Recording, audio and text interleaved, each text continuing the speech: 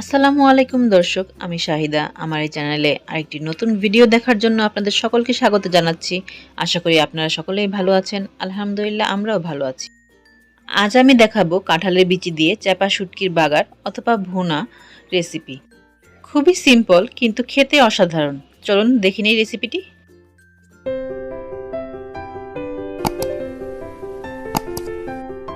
শুটকিটা ভুনা করতে আমাদের লাগবে পেঁয়াজ কুচি 1 কাপ। এখানে দেশি রসুনের কোয়াগুলো চোকলা ছুলে নিয়েছি হাফ কাপ পরিমাণ।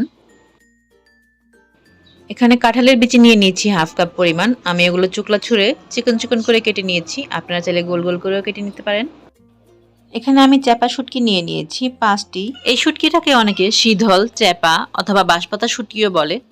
শুটকিগুলো আমি খুব ভালো করে ধুয়ে নিয়েছি। এখন এগুলোকে আমি কেচি দিয়ে ছোট ছোট করে কেটে নিচ্ছি, যাতে খাওয়ার সময় কাঁটাটা মুখে না লাগে। আর লাগছে আমাদের মরিচের গুঁড়া 1.5 টেবিল চামচ, হলুদ গুঁড়া হাফ চা চামচ আর লবণ স্বাদ মতো। এখন আমি একটা চুলায় কড়াই গরম করে সরিষার তেল দিয়ে দিচ্ছি 1/4 কাপ। আমরা সবসময় সরিষার তেলের তরকারি খাই, তাই আমি সরিষার তেল ব্যবহার করছি। আপনারা চাইলে সয়াবিন তেলও ব্যবহার করতে পারেন। তেলটা গরম হয়ে গেছে, এখন আমি এতে পেঁয়াজ কুচিগুলো দিয়ে দিচ্ছি। পেঁয়াজটা দেওয়ার পর আমি পেঁয়াজগুলো একটু তেলে ভালো করে ভেজে নিব। পেঁয়াজটা কিছুক্ষণ ভাজার পর আমি এখানে রসুনের কোয়াগুলো দিয়ে দিচ্ছি। যে কোনো শুটকি রান্নায় রসুনগুলো এমন আস্তে আস্তে করে দিলে সেই শুটকির স্বাদটা আরও বহুগুণে বেড়ে যায়। রসুনগুলো আমি ভালো করে ভেজে নিচ্ছি পেঁয়াজের সাথে। এই রান্নাটা একটু ধৈর্য ধরে সময় লাগিয়ে রান্না করতে হয়। রসুন পেঁয়াজ একসাথে ভাজার পর আমি এখানে দিয়ে দিচ্ছি কাঁঠালের বিচিগুলো। এখন সবগুলো একসাথে আমি আবার কিছুক্ষণ ভেজে নিব। আমার চুলার আঁচটা শুরু থেকে মিডিয়াম টু লোতে আছে। সব একসাথে ভেজে নেওয়ার পর আমি এখানে পরিমাণ মতো লবণ দিয়ে দিচ্ছি। লবণ দেওয়ার পর আবার কিছুক্ষণ ভেজে নিচ্ছি সবগুলো একসাথে। ভাজতে ভাজতে পেঁয়াজ রসুনগুলো নরম হয়ে গেলে এখন আমি এতে দিয়ে দিচ্ছি শুটকিগুলো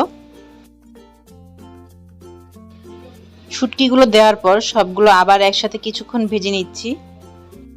এই রান্নাটা খুবই কম উপকরণে খুবই সিম্পল একটি রান্না, কিন্তু একটু সময় নিয়ে অল্প আঁচে ধৈর্য ধরে রান্না করতে হবে। শুটকিগুলো ভালো করে ভাজা হয়ে গেলে এখন আমি এতে হলুদ আর মরিচের গুঁড়ো দিয়ে দিচ্ছি।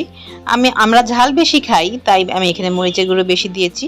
আপনারা যে যেমন ঝাল খান সেই অনুযায়ী মরিচের গুঁড়া দিবেন। আপনারা চাইলে এখানে মরিচ বেটেও দিতে পারেন। মরিচ বাটাটা দিলে এই রান্নাটা আরো বেশি মজা হয়। নরমালি শুটকি একটু ঝাল ঝালই খায়, ঝাল না হলে শুটকির আসল টেস্টটাই বোঝা যায় না। এখন মশলাগুলো যাতে নিচে লেগে না যায় তার জন্য আমি কিছুটা পানি দিয়ে দিলাম। এ পর্যায়ে তরকারিটা অনবরত নাড়তে হবে যাতে নিচে লেগে না যায়। এখন সব মশলাগুলো আমি একসাথে খুব ভালো করে কষিয়ে নিচ্ছি যতক্ষণ পর্যন্ত কাঁচা গন্ধটা না থাকে। অনবরত নাড়তে নাড়তে কষানোটা হয়ে গেছে। এখন আমি এতে সামান্য কিছু পানি দিয়ে দিচ্ছি। পানিটা দেওয়ার পর ভালো করে নেড়ে চুলার জালটা একটু বাড়িয়ে দিচ্ছি। পানিটা বলক এসে গেলে জালটা আবার কিছুটা কমিয়ে দিব। এরপর এটাকে নাড়তে নাড়তে ভালো করে কষিয়ে নিব। অনবরত নাড়তে হবে, না হলে নিচে লেগে যাবে। নিচে লেগে গেলে একটা পোড়া পোড়া গন্ধ আসবে, সেটা খেতে ভালো লাগবে না। নাড়তে নাড়তে পানি শুকিয়ে এলে যখন মশলা থেকে তেলটা আলাদা হয়ে যাবে তখনই বুঝবো আমাদের রান্নাটা হয়ে গেছে। দেখুন দর্শক, তেল থেকে মশলাটা একেবারে আলাদা হয়ে গেছে, তার মানে আমাদের রান্নাটা হয়ে গেছে। আর যা সুন্দর স্মেল বের হয়েছে সেটা ভিডিওতে বোঝানো যাবে না।